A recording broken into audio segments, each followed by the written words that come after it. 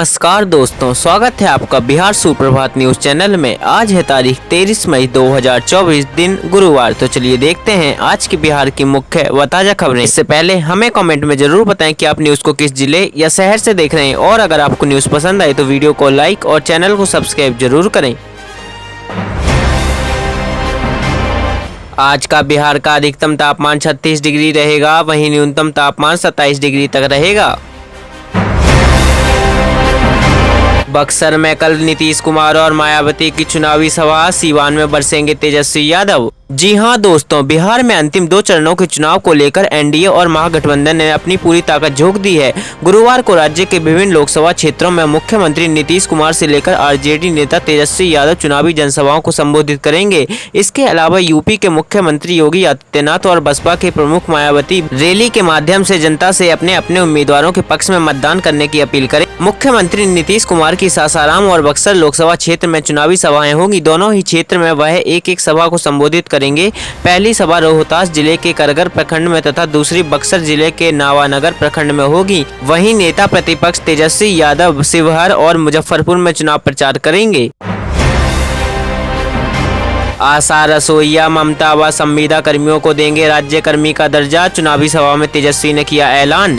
जी हां दोस्तों, बिहार के पूर्व डिप्टी सीएम तेजस्वी यादव ने बुधवार को कहा कि केंद्र में हमारी सरकार बनी तो 1 करोड़ युवाओं को नौकरी मिलेगी, 5 की जगह 10 किलो अनाज फ्री मिलेगा। पश्चिमी व पूर्वी चंपारण और वाल्मीकि नगर से महागठबंधन प्रत्याशियों के समर्थन में चुनावी सभा में तेजस्वी ने कहा कि सरकार बनने पर 500 रुपए में गैस सिलेंडर देंगे, हर घर को 200 यूनिट बिजली फ्री मिलेगी, किसानों के अनाज के लिए एमएसपी की गारंटी मिलेगी। तेजस्वी ने कहा कि संविदा और आउटसोर्सिंग के नाम पर बेरोजगारी को ठगा जा रहा है। अगर केंद्र में इंडिया गठबंधन की सरकार बनी तो ममता, आशा रसोइयों सहित अन्य संविदा कर्मियों को राज्य कर्मी का दर्जा दिया जाएगा। उन्होंने कहा कि केंद्र व राज्य की एनडीए सरकार ने गरीबों को ठगने का कार्य किया है। अंतिम 2 चरणों के लिए बिहार में बीजेपी ने झोंकी पूरी ताकत, अमित शाह के बाद पीएम मोदी की रैली, नड्डा भी आएंगे। लोकसभा चुनाव के अंतिम 2 चरणों के लिए बिहार में भाजपा ने अपनी पूरी ताकत झोंक दी है। आने वाले दिनों में प्रधानमंत्री नरेंद्र मोदी समेत पार्टी के वरिष्ठ नेताओं की चुनावी सभा विभिन्न लोकसभा क्षेत्रों में होगी।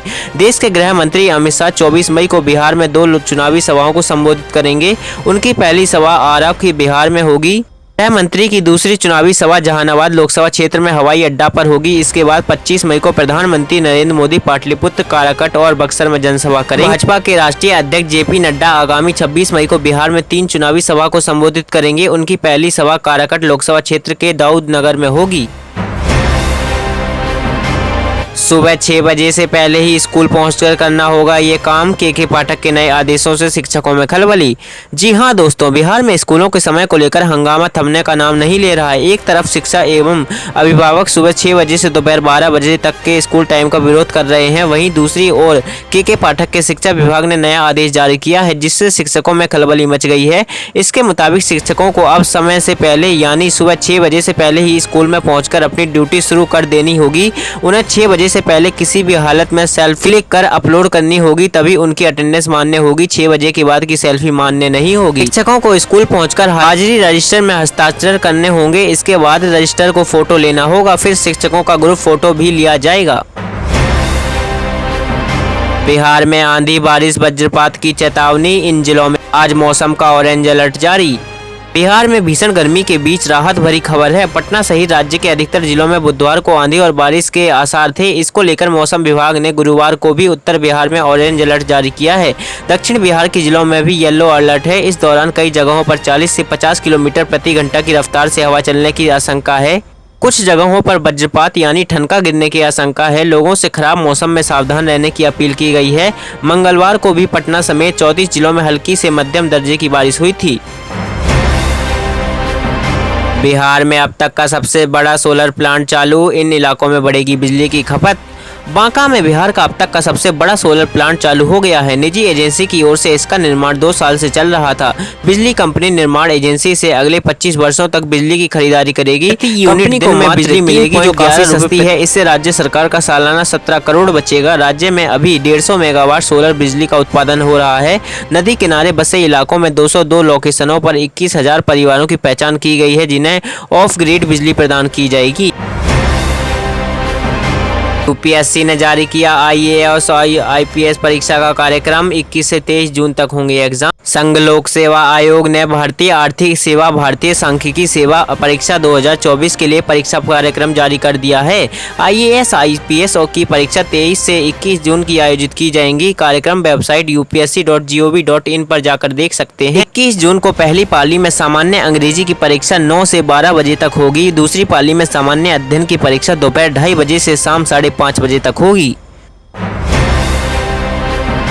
बिहार के अंतिम 2 चरणों में किसके खाते में ज्यादा सीटें, बढ़त बनाएंगे तेजस्वी या एनडीए के हाथ में होगी बाजी। बिहार की 40 लोकसभा सीटों पर मतदान हो रहा है। इस महत्वपूर्ण चुनावी राज्य में 5 कारण पूरी तरह से महत्वपूर्ण भूमिका निभा रहे हैं, जो भाजपा के नेतृत्व वाले राष्ट्रीय जनतांत्रिक गठबंधन एनडीए और विपक्षी दल ईडी गठबंधन को जीत का भरोसा दिला रहे हैं। इंडियन एक्सप्रेस की एक रिपोर्ट के मुताबिक कई इलाकों में स्थानीय मुद्दे आज भी हावी हैं। केंद्रीय स्तर की योजनाओं की चर्चा जरूर है, लेकिन स्थानीय मुद्दों को नकारा नहीं जा सकता। प्रधानमंत्री नरेंद्र मोदी पूरे राज्य में एक मेन फैक्टर हैं। लोग उन्हें सपोर्ट करने की बात कर रहे हैं। हालांकि स्थिति पिछले 2 संसदीय चुनावों की तरह नहीं है। बिहार भर के निर्वाचन क्षेत्रों में दर्जनों मतदाताओं ने कहा कि देश को चलाने के लिए मोदी अभी भी सबसे अच्छा विकल्प है। पीएम मोदी रात में ही क्यों आते हैं पटना, तेजस्वी ने बताई वजह। चिराग कुशवाहा और पवन सिंह पर भी बोले। नेता प्रतिपक्ष और पूर्व डिप्टी सीएम तेजस्वी यादव ने भारतीय जनता पार्टी, पीएम नरेंद्र मोदी और चिराग पासवान पर जमकर हमला बोला है। पीएम मोदी पर हमला बोलते उन्होंने कहा कि पीएम नरेंद्र मोदी जब भी पटना आते हैं तो रात के अंधेरे में आ रहे हैं। रात के अंधेरे में कुछ खास लोगों को बुलाया जा रहा है, कुछ खास निर्देश पीएम मोदी द्वारा दिया जा रहा है। ये लोग डर चुके हैं। आजकल टेलीप्रॉम्प्टर भी मोदी बोलते हैं, जो साफ नजर आता है कि वह थक चुके हैं और ना उम्मीद हो चुके हैं। वहीं चिराग पासवान के सवाल पर तेजस्वी यादव ने कहा कि चिराग जी को सबसे पहले हार की मुबारकबाद देता हूं। हम लोगों के पास जो सूचना आई है उसमें वह काफी अच्छे मार्जिन से चुनाव हार रहे हैं। उनके पास कोई मैनेजमेंट नहीं है, एक भी आदमी उनके नहीं दिखे, जमीन पर उनकी पकड़ ही नहीं दिखी, पोलिंग बूथ पर भी उनके लोग नहीं दिखे। भाजपा और कुछ लोगों ने मिलकर उन्हें चुनाव हरा दिया। भोजपुरी स्टार पवन सिंह को भाजपा ने किया निष्कासित, कहा आपके कारण पार्टी की छवि धूमिल हुई। जी हाँ दोस्तों, बिहार भाजपा ने भोजपुरी गायक पवन सिंह को एनडीए के आधिकारिक उम्मीदवार के खिलाफ स्वतंत्र उम्मीदवार के रूप में लोकसभा चुनाव लड़ने के लिए निष्कासित कर दिया है। भारतीय जनता पार्टी के बिहार प्रदेश मुख्यालय प्रभारी अरविंद शर्मा ने पवन सिंह के नाम से चिट्ठी जारी की है। इसमें उन्होंने लिखा कि लोकसभा चुनाव में आप राष्ट्रीय जनतांत्रिक गठबंधन के अधिकृत प्रत्याशी उपेंद्र कुशवाहा के विरोध में चुनाव लड़ रहे हैं। आपका यह काम दल विरोधी है, इस कारण पार्टी की छवि धूमिल हुई है। इसलिए आपको दल विरोधी काम करने के लिए प्रदेश अध्यक्ष सम्राट चौधरी के निर्देश पर निष्कासित किया जाता है। बता दें कि पवन सिंह ने पहले स्वतंत्र उम्मीदवार के रूप में काराकट लोकसभा क्षेत्र में चुनाव लड़ने के लिए अपने फैसले की घोषणा की थी। इससे पहले भाजपा ने उन्हें आसनसोल लोकसभा का टिकट दिया था। बिहार बोर्ड ने सारण में शिक्षक पात्रता परीक्षा रद्द की। जानिए क्या हुआ आगे, क्या होगा। सारण में लोकसभा चुनाव के दौरान और फिर अगले दिन मंगलवार को चुनावी हिंसा की घटना हुई। घटना के बाद सारण प्रशासन ने जिले में इंटरनेट सेवा को तत्काल बंद कर दिया। इसका सीधा असर माध्यमिक शिक्षक पात्रता परीक्षा पर पड़ा। बिहार बोर्ड ने माध्यमिक शिक्षा पात्रता परीक्षा को स्थगित कर दिया। अब बिहार परीक्षा समिति ने प्रेस विज्ञापन जारी किया है। इस विज्ञापन में बताया गया कि बिहार विद्यालय परीक्षा समिति द्वारा संचालित माध्यमिक शिक्षक पात्रता परीक्षा के तहत दिनांक 22 मई और 23 मई को सारण जिला में सभी 4 परीक्षा केंद्रों पर आयोजित परीक्षा को अपरिहार्य कारणवश स्थगित कर दिया गया है। इस परीक्षा के आयोजन की तिथि बिहार विद्यालय परीक्षा समिति बाद में प्रकाशित करेगी।